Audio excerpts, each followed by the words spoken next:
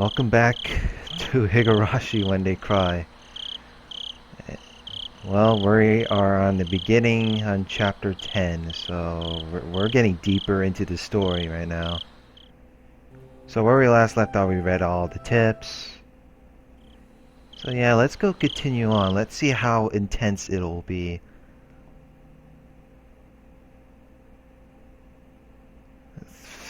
Few taps.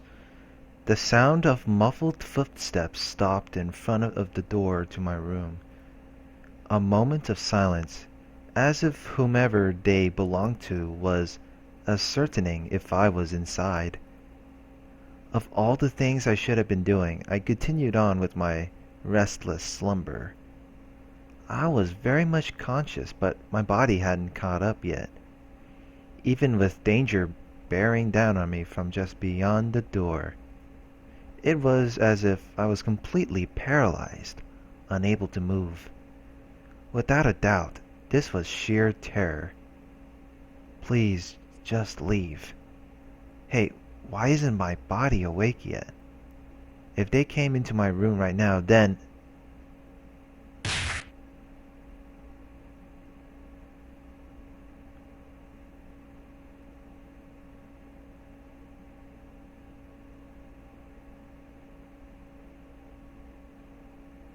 Well, what's happening here? So, might as well thumbnail that while I'm at it. Oh, I thought my game froze. Eek. I sprung to my feet and threw my covers at my mom, who was opening the door. Whoa, Keiichi, what's the matter?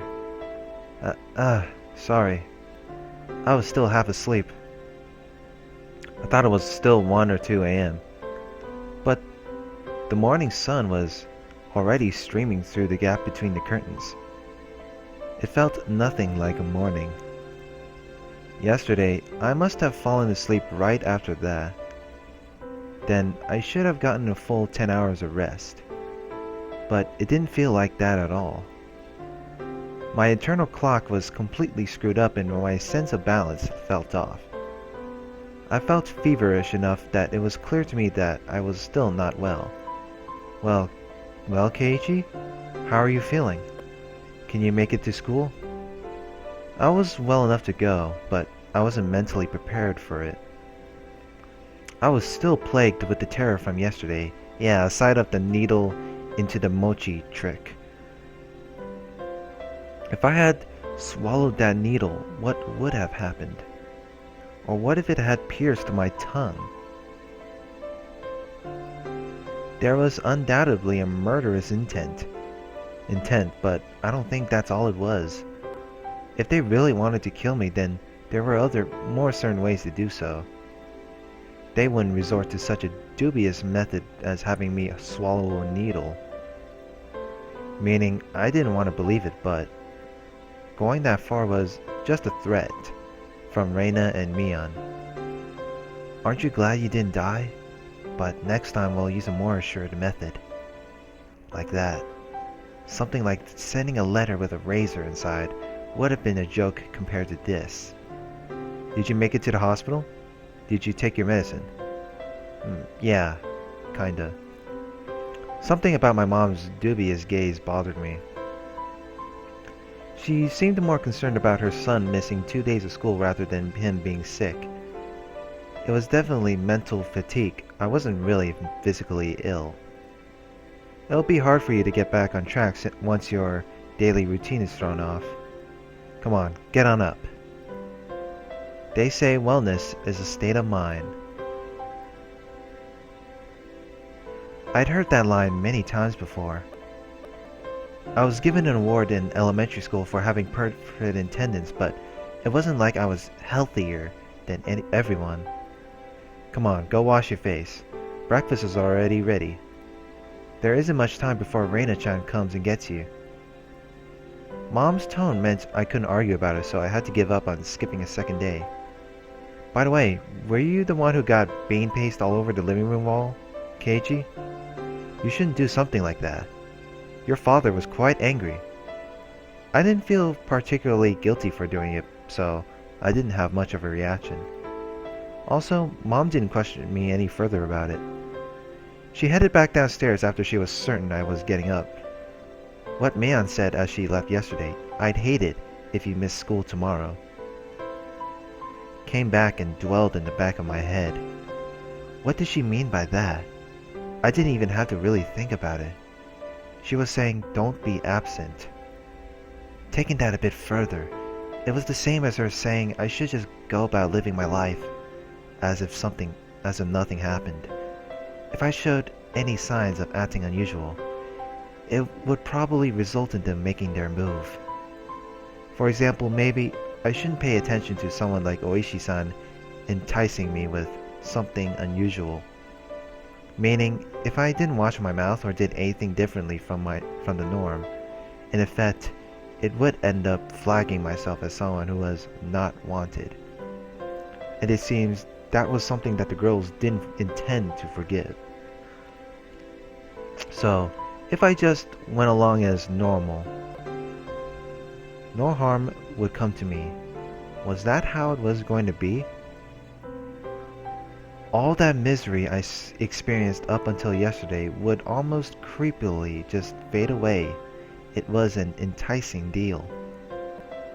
Just by forgetting everything I'd seen or heard these last few days, I'd be able to keep living on like normal. There's no way such a selfish thing could. I swallowed hard. I once again deliberated on the idea that I had just rejected. Mion was probably a good person who had her friends at heart. She was giving me, who had mistakenly broken some rule of theirs, a chance. Was what I did really something so unforgivable? But Mion had given me another chance. She was saying if I just forgot everything and kept living on like I had been, I'd be forgiven. Keiichi, your food is going to get cold. Hurry up and get down here. Rena will be here if you don't hurry. Ah, I'm coming. I crammed my textbooks into my bag and hastily made my way downstairs.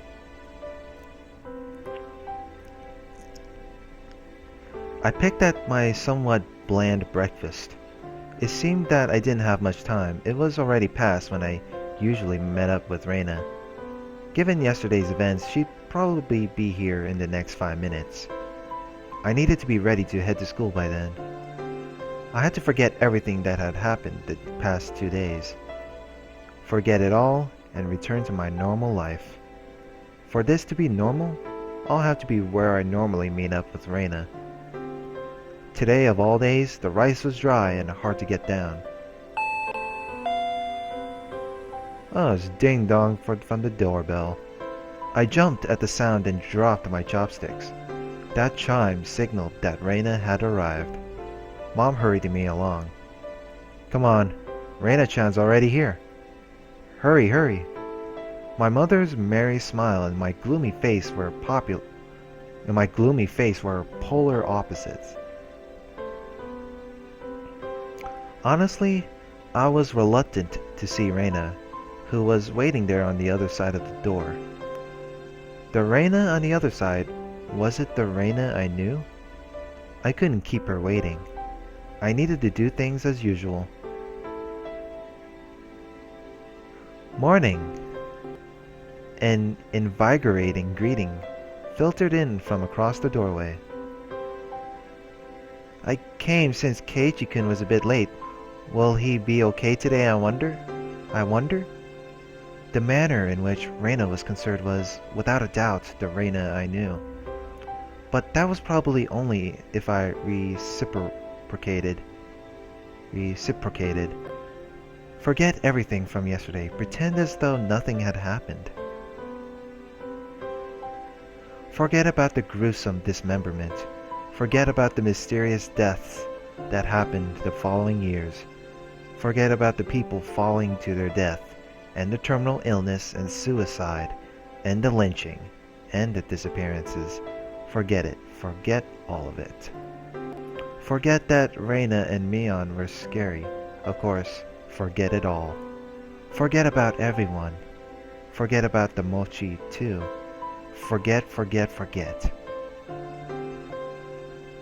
Rena once again asked to make sure. Can you make it to school? Yeah, I'm fine. Great! Then let's go. Mi-chan is waiting. Rena showed me her usual bright smile. I couldn't find any hint of deceit in her expression. My nervousness dissipated, giving way to relief. Oh wow, pause for a moment. That got me there. But you see, Satoko-chan was so insistent she could do it. As we were walking, Reina talked about a lot of different stuff, more so than usual. Then? Satoko-chan is clumsy, so she failed no matter how many times she tried. Oh, she was so cute. Everything Reina talked about was just silly nonsense, so I just replied every so often and laughed from time to time. It was a rather laid-back conversation.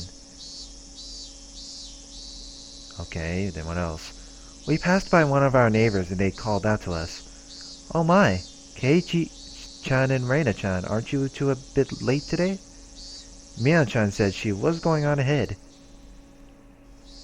Uh-oh, did Mi-chan look mad, I wonder? We need to hurry up, Keiichi-kun. As we smiled and parted ways with our neighbor, they turned back towards me and stuck out a tongue. Not expecting that, I couldn't help but crack a smile. Ah, Keiichi-kun smiled. Huh? What? Reina stopped and stared at me.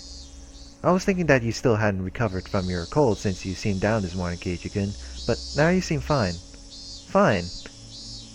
With a grin, she gently poked my cheek. It was a bright, sincere smile. Hey, Keiichi Maibara. How can you still doubt Reina after she shows you a smile like that? Maybe I just had a high fever up until today and I imagined everything that I thought happened because I was bedridden and delirious. Bedridden and delirious? I really hope that was the case. If God would grant me just one wish, there's only one thing that I'd wish for. I would want that had happened in the past few days. More specifically, from the night of the Watanagashi up until last night, I wanted all of that to have never happened. I wonder how many times I wished for these past few days. As long as Reina kept on smiling like this, I think it might just become reality. So I wanted Reina to keep on smiling. Keep on smiling. So, Keiichi-kun. What? Those mochi yesterday. Did you eat them all? Shh. I'm gonna need a drink real quick. It was leftover hot-boiled water, so I had to cool it down. Did I eat them all? Yeah. That vain wish of mine was instantly shattered. You know, if I would swallow that needle, then it's making me get a death wish from her. My heart began palpitating. The relaxed morning mood suddenly became frigid. Reina's smile was the same as usual. Her eyes were gentle as usual. Those mochi yesterday, did you eat them all? Of course, she wasn't asking the question at face value. In other words, Reina was asking, did you get the message? She was probably trying to convey that. Keiichi-kun? I was reluctant to give an answer. Reina stopped walking and stared deeply into my eyes. Don't hesitate, Keiichi Maibara. Reina was acting the same as always, wasn't she? I needed to respond in my usual way. Naturally, of course. But both my throat and mouth had gone dry, and my lips were stuck together. Hurry and answer, Keiichi. Not that much time had passed. I could still keep the conversation going naturally. I had to say something quickly. De? Rena playfully mimicked what I said when I finally squeaked something out. Rena's reaction was still normal. It seems that there wasn't as long of a pause as I had thought. Somehow, I finally squeaked out the rest. Delicious! However, my strained efforts neither sullied nor brightened Rena's expression. For a moment I panicked, thinking I had replied incorrectly. But after a few moments, Rena broke into her usual soft smile and giggled with a joyful voice that seemed to echo through the morning air. Being strung along by that laugh, I couldn't help but laugh as well. I see. So did you eat all of them, I wonder? Uh-oh. My timid smile froze again. Did you make it without swallowing the sewing needle? Was that what she was asking? If I had swallowed it, then I wouldn't be here. Nah, I couldn't finish all of them. There's still some left. I was scared out of my wits, but that's how I played it. Huh? What about the homework to see if you could tell which one Rena made? That homework, was it due today? Yeah, it's due today. Mi-chan will get angry. There's probably a penalty game ready for you. We both laughed at each other again. To a casual observer, it was just a typical morning. If I could just let myself believe, then even I'd think it was just a usual morning routine. But I was certain I wasn't mistaken. There was something unimaginable buried beneath the facade of this giggling Rena. Lies! I recalled that unexpected, piercing voice that I could hardly believe came from Rena's mouth. The moment that image crossed my mind, I felt a cold sweat trickle down my back. Was it only at that particular time that something evil had possessed Rena? No, that was wrong. That was still Rena. Oishi-san told me, didn't he? Actually, I looked into her. Before Ryugu-san moved away to Hinamizawa, she was suspended from school. It seems she went through her school building and broke all of the windows. Rena had a disorder that normal people didn't. No matter how pleasantly she smiled, that fact would not change. But I couldn't even imagine how she looked as she broke all the glass throughout the school. And I hate... This disturbs me right now. One thing I knew was that it wasn't something spur of the moment. If it was some sudden outburst of anger, then maybe she'd break a pane or two. But she broke all of the windows all throughout her school. Just imagine going through your own school breaking the windows with a bat. Swinging full force at each pane of glass, one after another, paying no heed to the flying shards. Your classmates, aghast, unable to move from the sudden turn of events. I wonder where she could have found the most windows lined up in a row. Probably the hallway.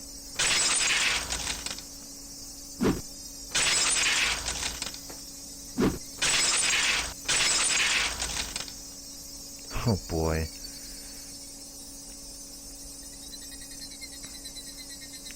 It was difficult for me to connect that horrifying image with the Rena smiling at me right now. But I just had to imagine it. Impossible because it was unimaginable. That naive way of thinking no longer worked. The unpleasant, piercing sound of shattered glass, the crunching noise as Rena treads across the broken shards, walking towards me.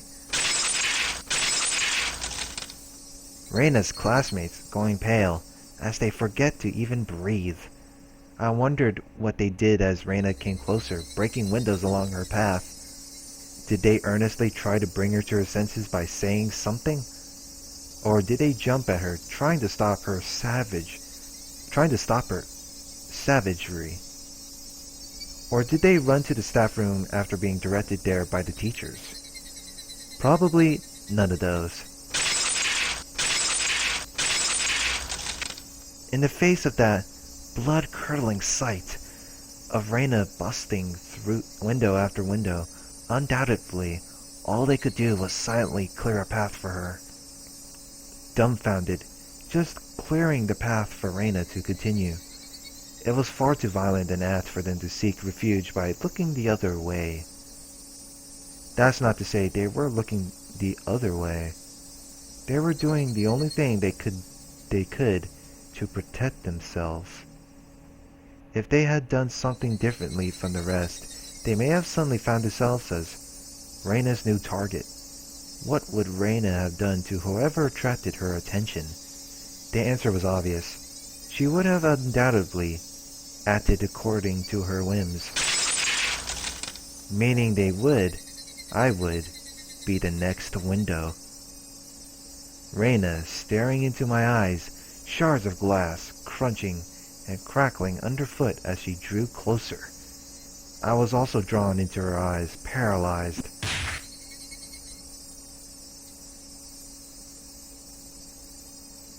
Wait, what now? This is trippy. What's happening here? Smack. Smack. Then what? Then, Rena struck me with the bat, over and over again, like I was one of those windows. I crouched down onto the floor, desperately protecting my head. Rena didn't care whether it was my head or my back. Zealously, she hit me again and again.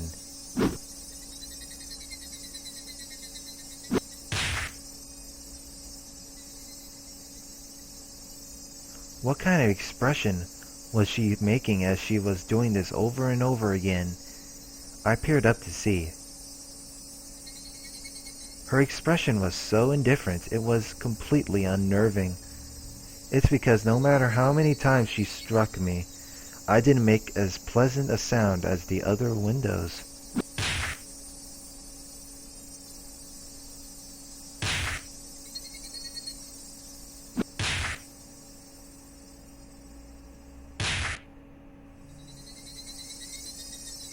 She struck me continuously, over and over again. The sound Rena wanted didn't come out. Our classmates standing around didn't try to stop her. They didn't want to be the next window. Somebody save me. Turning a blind eye unless we're hanging out? But of course, everyone in class scrambled to obtain the highest standardized test scores. They'd gain nothing from saving a crammed school try-hard like me.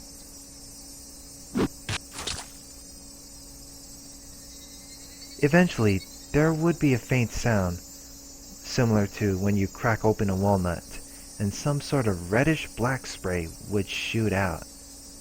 Anyway, it wasn't that Rena momentarily lost herself in her anger.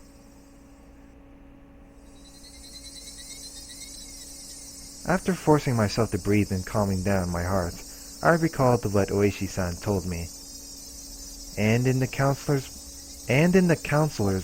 medical report, he recorded all of the conversations he had with Rena-san. It shows up, and quite a bit at that. What does she mention? The word Oyashiro-sama.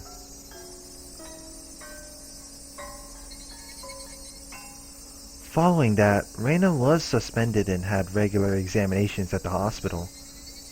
Then, as Rena was undergoing counseling, she said it over and over. Oyashiro-sama.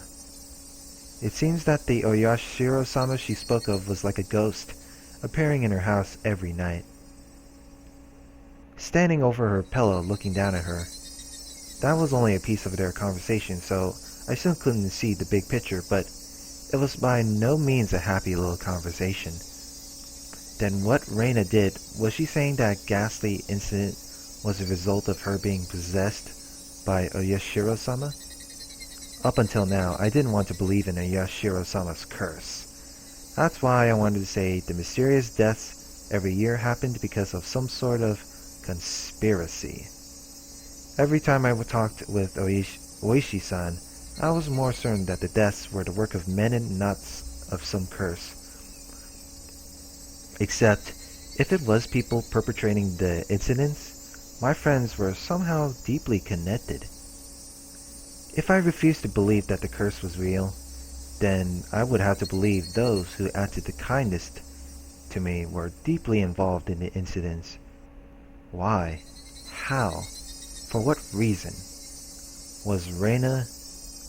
Was everybody? It was much more painful and troublesome than accepting that it was just Oyashiro's curse. In the aftermath, Rena had admitted to her doctor that it was because she was possessed by Oyashiro-sama. I felt a strange sense of relief from that. So that's how it was. There wasn't a second side to Rena.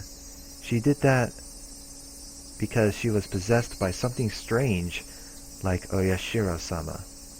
It wasn't Rena's fault. Oyashiro-sama was the one to blame.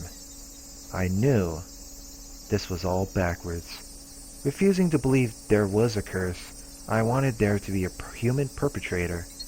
Now that my close friends were the ones under suspicion, I changed my beliefs at my own convenience, saying it was Oyashiro-sama's curse to blame. Which was the better choice, accepting that Oyashiro-sama's curse exists, or that Rena and the rest of them were deeply involved in the string of mysterious deaths? I didn't want to think about it. If I just didn't think about it, I'd be able to continue the same as always. I wanted to believe that. But that was no longer possible. I had received their message. It was pathetic of me to try and bend the meaning to my own convenience. Regardless of my opponent being a human or curse, I won't let it kill me. As if I would just bend over and give in, for no good reason at all.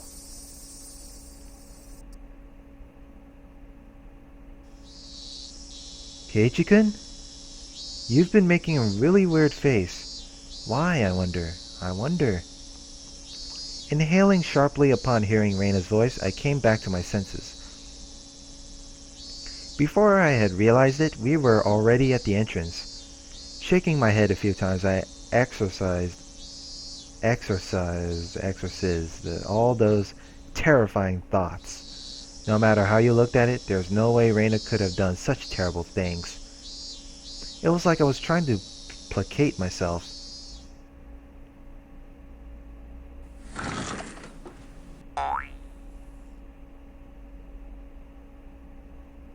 What? What's happening?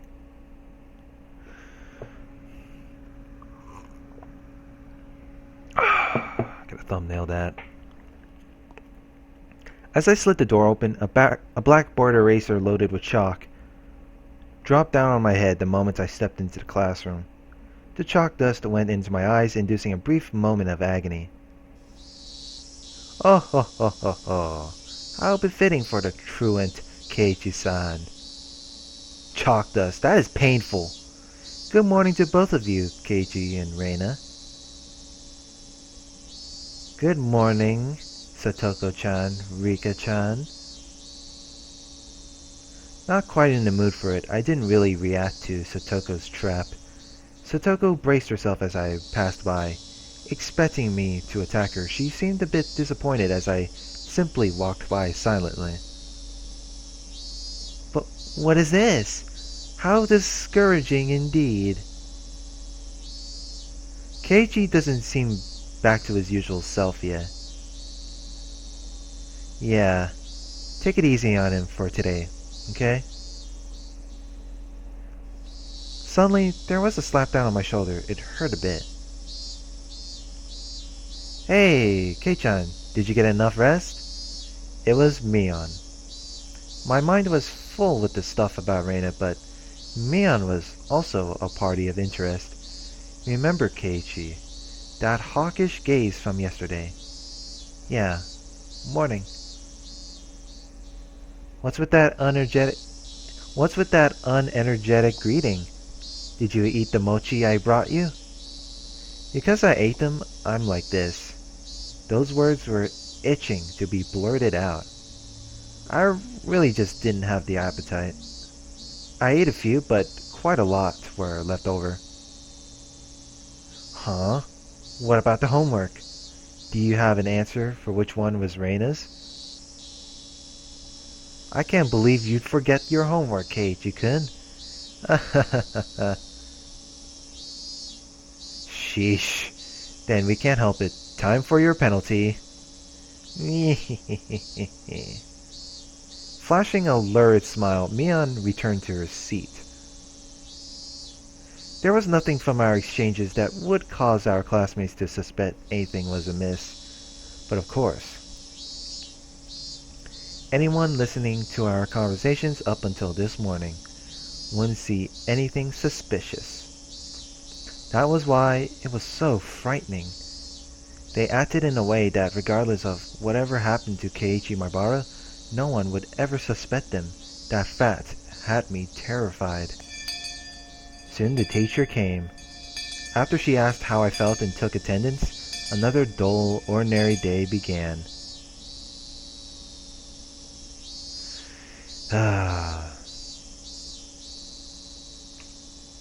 Let's see how that one will go.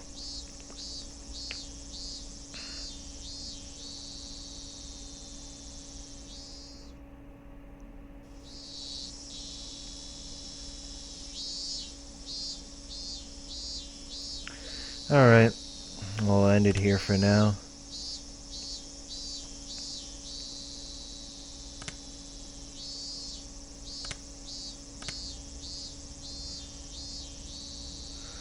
But yeah, so next part, let's see how, well, how after class will go. But yeah, hope you guys enjoy this. Please rate, comment, and subscribe, and I hope I don't get scarred to life. So, have a good one.